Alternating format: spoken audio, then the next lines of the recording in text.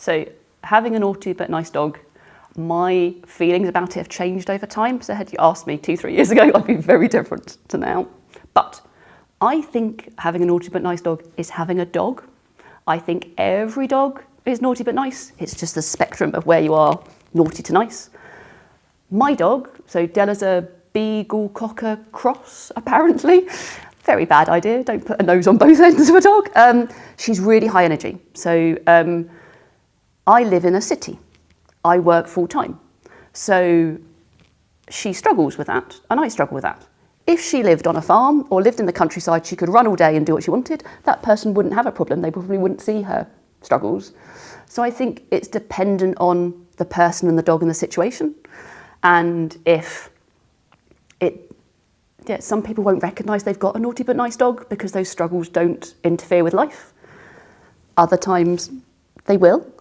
At its worst, it was absolutely miserable. I moved house, I moved city. So I got her during lockdown. I was planning, I'd left my job to move somewhere else. I had plans, but they were months down the line. 2 weeks living in a flat in London with her. I decided I was moving to Scotland because I needed the space. I had to blank my windows out. I had cardboard boxes over my windows. Sorry. Just because I was half always come, but I looked like I was mad. I had cardboard boxes over the windows. She bashed the windows every time a car, every time a bus came past. She didn't sleep. She didn't eat. I had another dog that I couldn't look after. It was miserable. But I had to change what I was doing to get her somewhere, but that got me in a better place because I was in a situation I didn't like anyway. So we changed. And over time, we've opened up the world. It's become better. We're not perfect. I still don't get to do the walking for miles and the going off to pub, but I don't need it. I'm quite happy having a dog that now sleeps. My windows are open. I don't have to have a cardboard box. I don't look like I'm crazy. And we still have moments where, it doesn't look like everybody else's dog, but it's mine and I can work through it and we have a life of doing things. Would I swap it? Probably still. I would have liked to not got to where we are in a slightly nicer way. Which is saying that I have a plenty of time where I love her to bits, but I really don't like her very much. So when she's being an absolute monster, I'm like, love you to bits, but I just quite like you to be a normal dog. And especially when she was a puppy. I couldn't do anything with her because she was just, you can't train a dog that's bouncing off the walls, that doesn't want to eat, that doesn't know you exist. And you get to a situation of thinking, how the hell do I train something that I can't take to a trainer because I can't be in a room with other people, I can't be in a room with other dogs. Being told just work through it. Cheers, thanks. I've paid you money to tell me to do something. I know I have to work through it, but I don't know how you work through it. I've been at training classes and left either in a fit of rage or in a fit of tears of like, I've paid good money for this. I know this dog can do this, but in this environment, I can't do anything. And the trainer can't do anything about it because they're just like, well, it's just a meltdown. Like, really sorry, I can't do anything about it. So you just give up with the training because you're like, what's the point? I can't train a dog that can't be trained. So owning a naughty but nice dog at our worst, she did not stop. So she didn't sleep, she didn't rest. I know you said with Blink she was called that because she never shut her eyes. I didn't understand that until I got Della and then was like, the house was in darkness all the time because any sort of stimulation from me would set her off. I couldn't walk her because if I opened the door, she'd immediately be on the end of a lead, screaming, barking at something in the distance. Any noise outside, she would be up at the windows, banging at the windows to a point I thought she was going to smash out of kind of first floor glass windows. She couldn't be contained, so she could jump from still over a 2 metre puppy gate. She would repetitively try to do herself damage that the banisters between the stairs, the gaps between stairs. I had to fence those off because she would keep trying to squeeze herself to get down the stairs, block off that, so right, I'll squeeze off and I'll just jump down 6 foot of stairs. She would eat everything, she would chew everything. I would leave her in a pen, she couldn't have any bedding because she'd have eaten it. She ate through floorboards, put protective stuff on the floorboard, she'd eat through those all the time. The other dog couldn't do anything. So if he came in a room, he didn't like her because she'd start screaming at him. He's very chilled out. He didn't like it. They couldn't be together. Trying to find a time where I could walk him, because if I left her, she'd destroy the house. She didn't eat. So we'd go for weeks where she'd have like a mouthful or 2 mouthfuls. And I was like, she can't do this. She's going to get ill. But the vets would say, well, she'll eat when she's hungry, but she's never hungry. I couldn't train her because she wouldn't eat. Because it's all got to be, how do you reward a dog that doesn't know how to take reward? Nothing is rewarding more than her destroying and bouncing things. And yeah, I couldn't go out with her. There was no point having a dog at that point because I couldn't do anything. I couldn't have people round to see her because it would just set things off, or I was scared. Is she going to do something? She had a bite history when she came to me at 7 months. Is she going to do it again? I know she can do it. I don't want her to bite somebody and for that to then be, right, that's the end of ours. And I think I was so close to giving her back so many times. But I had been doing PDT just as I got her. The community were great. So I got check-ins from them. Like every day, somebody would be messaging me, oh, you're okay, let's do this. And I think without that community, she'd have gone back after a couple of weeks because I'd have been too exhausted or thought, I'm not going to get through this. But finding other people that had dogs like that, who would say, look, I've been where you are, this is us at the other end, who could show me photos of the befores and afters and be like, oh, okay, you're telling me the truth, you've done this, you know where I'm at, give it a bit of time. And people that weren't judging me for struggling or for wanting to give it back. Because lots of people would just be like, oh, just give it time, you'll get better. It's not getting better. Or just give her back, that's it. And I think, but if I've got some understanding of what this is, and I give her back, who else is going to take that on? So it was miserable. It was very miserable.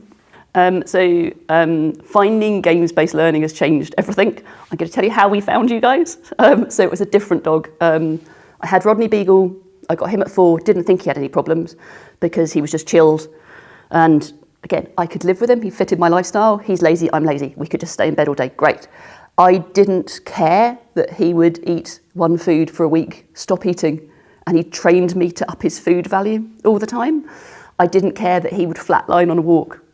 If we went in a direction we didn't come, people said just wait him out. 45 minutes. I sat on a walk once waiting for that dog to move and I gave up and he went.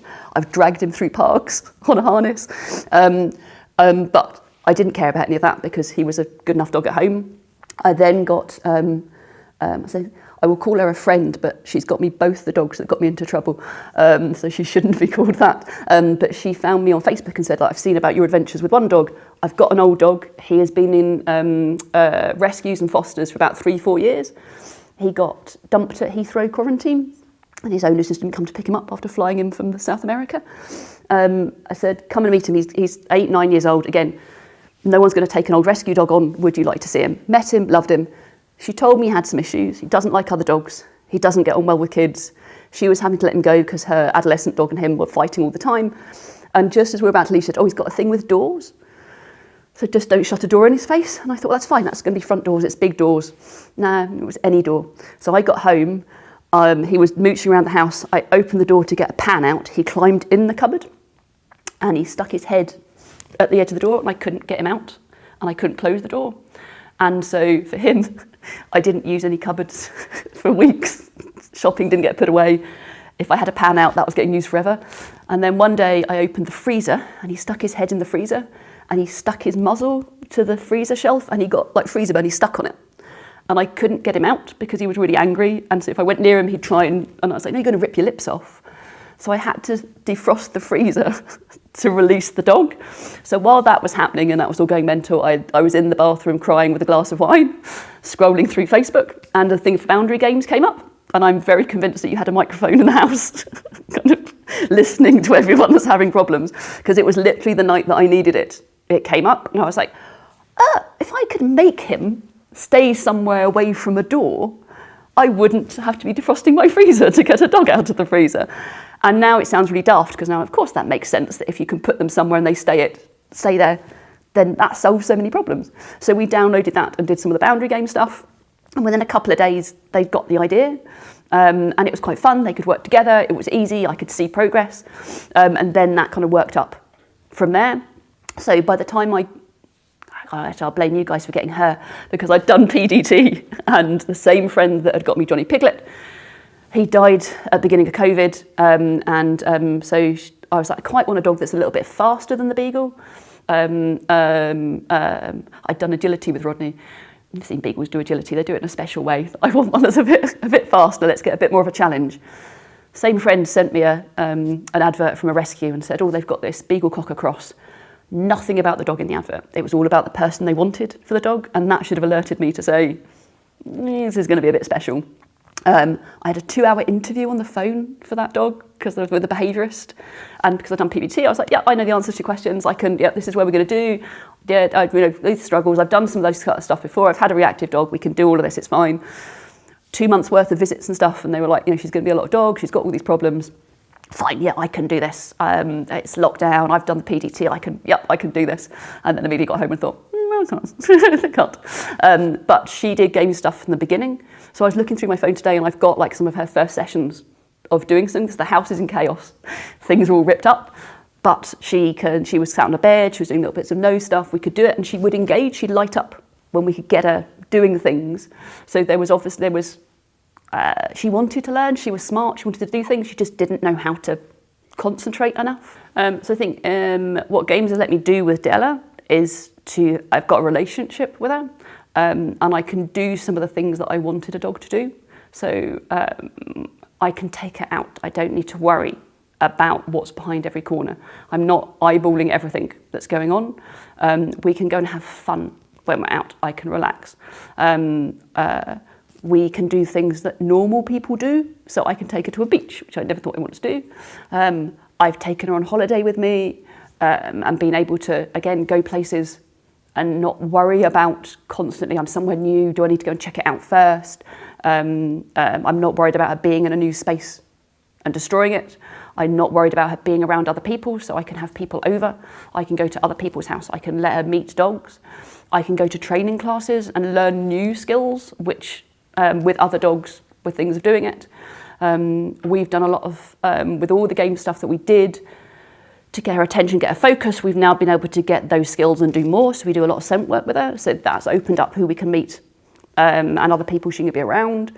And a lot of people, again, meeting other people with NBN or kind of struggling dogs has been good because it makes me feel that I'm not the only one in a situation. Also, with the games, because we play the same games quite often, I've been able to see her progress and have those situations. Being able to come down here and have time here, I can see where we were the first time we came and then have an issue that while we've been here this time, she's worked perfectly with other dogs. She has walked past the horses, not batted an eyelid. She hasn't minded the big chicken walking around trying to steal her food. I wouldn't have thought we'd ever got to an issue that she could jump out of a car, see a chicken and just go, chicken, and go away. So I don't worry. I can take her stuff. She's not bomb-proof. I still have to be on there, but I'm not concerned 24/7. I'm not on a lookout 24 seconds. A big moment was I got cushions in the house for the first time, so I could put cushions on the sofa because she wasn't going to eat them. So she's allowed more freedom as well. I don't have to worry where she is, what she's doing 24/7. I can have a house that looks normal. I can have a bit of freedom in the house. It doesn't all need to be kind of fenced off. It doesn't look like a prison the whole time. But mainly it's just that we can just go and do stuff. I don't need to plan it hours or days in advance. And I'll still say no if I don't think something's right for her. I'll say I'm not doing it. I'm quite happy to say that that's not right for her. Or if we go to the vets, I'll say to them, look, she's going to need sedated before she does anything. We're not even going to have the battle. Just do it. So I'll still advocate for her on that issue, saying I'm not going to make it horribly troublesome and fail it. But I've been in a lot of situations where I've got her out and just thought, oh, what are we doing here? I didn't think this through. But now it goes better more than it goes wrong.